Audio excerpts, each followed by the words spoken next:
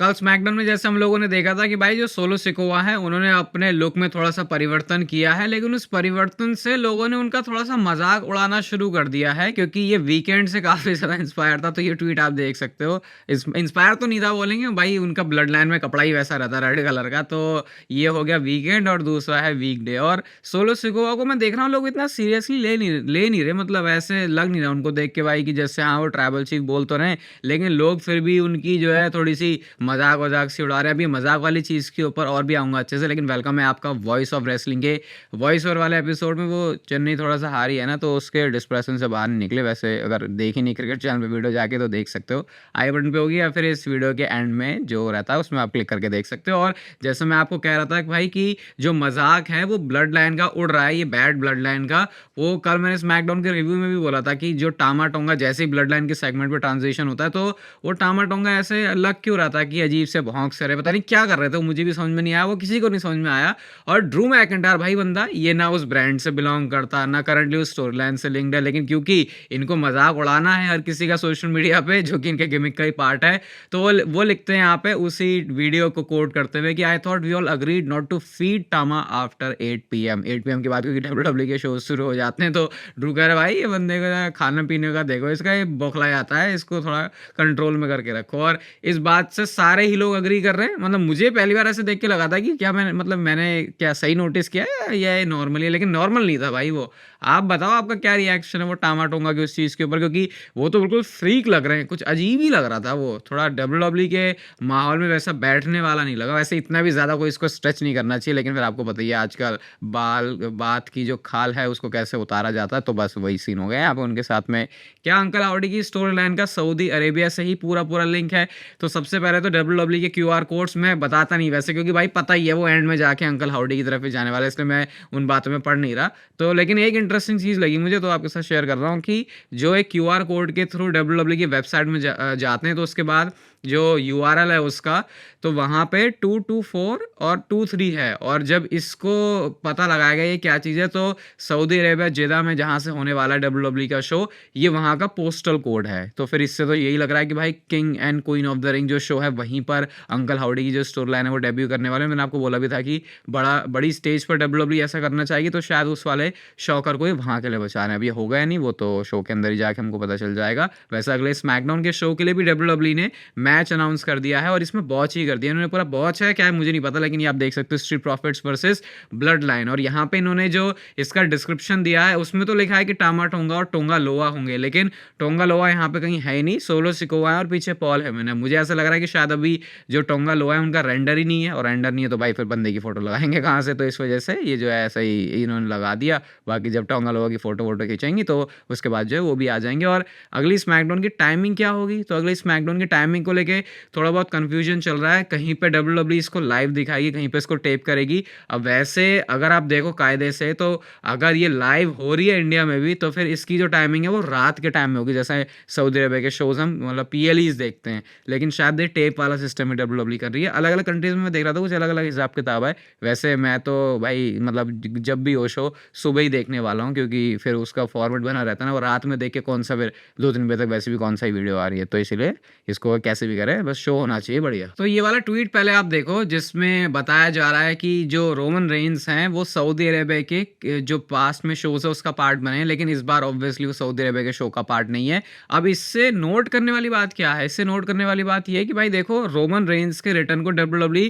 कितना इंपॉर्टेंट और स्पेशल मान रही है कि सऊदी अरेबिया का शो आया तो उन्होंने ऐसा नहीं किया कि बस सऊदी अरेबिया का शो है तो रोमन रेंस को लेके ही आते हैं, क्योंकि अब वहाँ जो सऊदी अरेबिया के जो अथॉरिटी है भाई वो बहुत बड़े वाले हैं, उनको चाहिए होते हैं हमेशा बड़े बड़े सुपरस्टार। तो ऐसा लग रहा है मुझे इनके बीच में कुछ बातें बातें तो हुई होंगी कि भाई रोमन रेंस नहीं आएगा क्या, क्योंकि एक टाइम पे ऐसे सुपरस्टार्स की डिमांड भी हुई है वहाँ से जो अभी इस दुनिया में भी नहीं है, तो मतलब उनको पता ही नहीं कि क्या चल रहा है। तो ये रोमन रेंस नहीं आ रहे, तो इससे आप आइडिया लगा सकते हो कि डब्ल्यू इसको कितना सेफ नहीं इसको सिक्योर करके रख रही है कि जब भी ये चीज़ होगी तो इसको बड़े स्पेशल तरीके से करेंगे। तो ये एक और हमको रीज़न बताता है कि जब रोमन रेंस का रिटर्न होगा तो बहुत बड़े वे में डब्ल्यूडब्ल्यूई इसको दिखाएगी, क्योंकि सऊदी अरेबिया के शो के लिए भी उनको बुक नहीं किया गया है। तो अब तो उस टाइम का ही वेट करेंगे वैसे। और अभी कुछ और भी रोमन रेंस के बारे में बताने के लिए स्टे ट्यून्ड। और वीडियो अच्छी लग रही है, मतलब ठीक है, अच्छा क्या है, मतलब जो भी है लाइक कर दिया करो वीडियो को।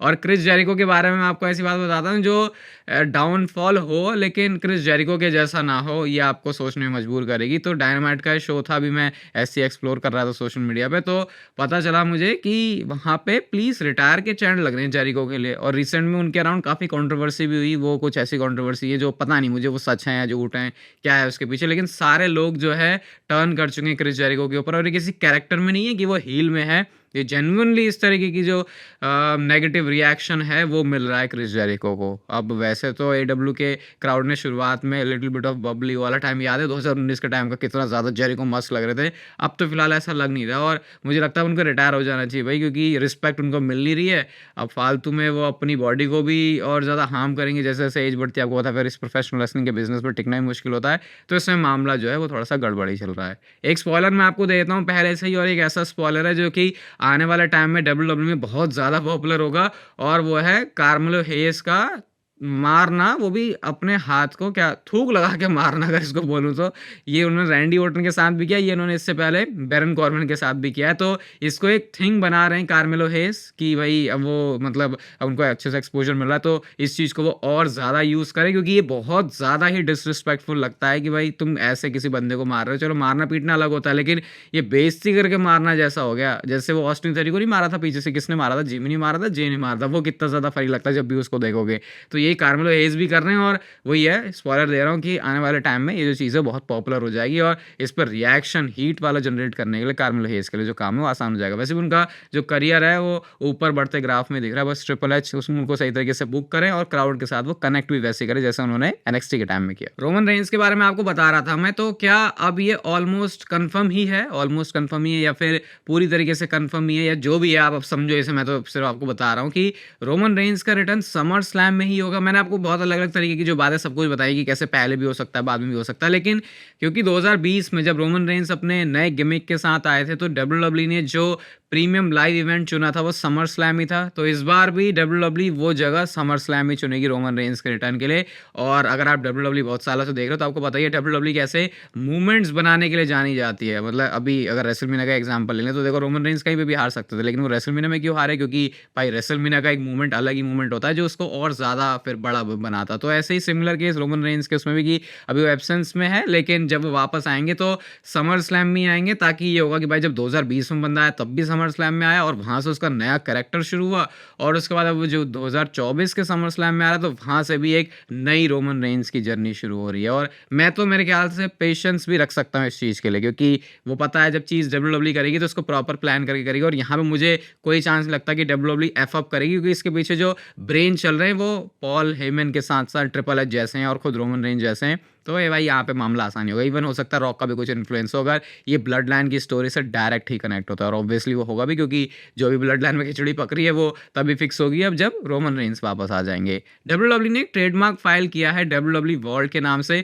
अभी मैं इसके बारे में देख रहा था तो मुझे ये पता चला कि या तो ये किसी प्रीमियम लाइव इवेंट के लिए हो सकता है, डब्ल्यूडब्ल्यूई कुछ नया ही कर रही है, फिर अपनी कोई नई प्रोग्रामिंग होगी, उनकी कोई नया शो होगा, या कुछ डिजिटली डब्ल्यूडब्ल्यूई इसको कर रही है। तो काफ़ी सारी बातें आ रही है, लेकिन डब्ल्यूडब्ल्यूई वॉल्ट ऐसा करके कुछ आने वाला है। अभी डब्ल्यूडब्ल्यूई रिसेंटली स्पीड भी निकाला, तो उसके बारे में भी मतलब मैं बोलूँगा उसको कि एग्जीक्यूशन उसका बहुत अच्छे से हो रहा है। अगर आप देखोगे ट्विटर पे तो आपको हर जगह वो स्पीड ही दिखेगा, क्योंकि डब्ल्यूडब्ल्यूई इसको उसी में प्रमोट करेगी, क्योंकि वो एक्सक्लूसिवली है ही एक्स प्लेटफॉर्म के लिए। तो ये वॉल्ट भी कुछ है, क्या है, क्यों है, क्या इसका मतलब है, इसके बारे में ज़्यादा क्लैरिटी है नहीं, लेकिन जस्ट आपको एडवांस में बता दिया मैंने इसके बारे में भी। और टिफनी स्ट्रैटन जो मैंने आपको बताया था अपनी पिछली वीडियो में कि भाई उनको उनके कमेंट की वजह से शायद कुछ नेगेटिव चीज़ें फेस करनी पड़ सकती है। फिलहाल तो जो सिचुएशन है वो कुछ ऐसी है नहीं, लेकिन डेव मेल्जर का इस पर ये कहना था कि अगर टिफनी जैसे अभी पॉपुलर है वैसी पॉपुलर ना होती तो शायद अब तक ट्रिपल एच की तरफ से उनको फायर भी कर दिया गया होता। पॉपुलैरिटी उनकी क्या है इस समय, वो जो है नंबर 2 पर है आई थिंक, जो मर्चेंडाइज सेलर है विमेंस डिवीजन डिवीज़न की अगर मैं बात करूँ, तो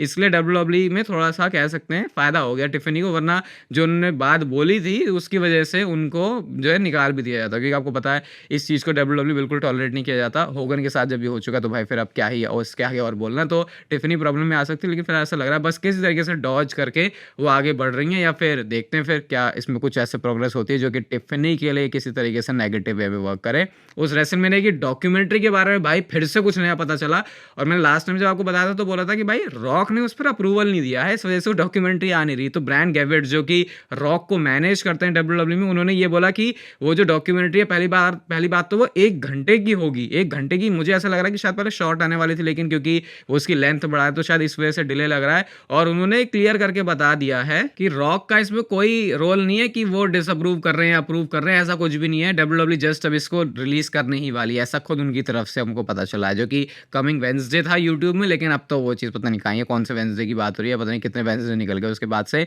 बस अब वो शायद आ ही जाएगी, ऐसा ब्रायन गैविट्स कह रहा है। अब डब्ल्यूडब्ल्यूई की ऑफिशियल की तरफ से बात आई है तो फिर आई थिंक इसके ऊपर यकीन रख सकते हैं। और ये डॉक्यूमेंट्री अब मुझे लग रहा है सही में बढ़िया होगी। अगर आप डब्ल्यूडब्ल्यूई नेटवर्क की डब्ल्यूडब्ल्यूई 24 डॉक्यूमेंट्रीज के बारे में जानते हो तो आप शायद समझ पाओगे कि क्या एक्सपेक्ट कर सकते हैं इस डॉक्यूमेंट्री से। और आज की नेक्स्ट फाइनल स्टोरी है क्लैश एट द कैसल के बारे में, जो रूमर्ड मैच ऑलरेडी है। अब वो ऐसा लग रहा है कि शायद डब्ल्यूडब्ल्यूई ने ऑलरेडी अपने प्लान्स में डाल लिया है, और ये है Damian Priest versus Drew McIntyre का for the world heavyweight championship. और ड्रू मैकिंटायर के बारे में पॉजिटिव अपडेट ये भी है कि डब्ल्यूडब्ल्यूई ने उनको ब्रेक इसीलिए दिया क्योंकि वो चाहते हैं कि क्लैश एट द कैसल में 100% फिट हो, वरना ऐसा भी हो सकता था कि उस इंजरी को वैसे ही वो कैरी करते, क्योंकि लाइव एंड में स्टिल वो शोज कर रहे थे। तो क्लैश एट द कैसल के लिए एडवांस में शायद पता लग रहा है कि जो मैच है ऑब्वियसली मेन इवेंट भी होगा वर्ल्ड हैवीवेट चैंपियनशिप के लिए, Drew McIntyre versus Damien priest.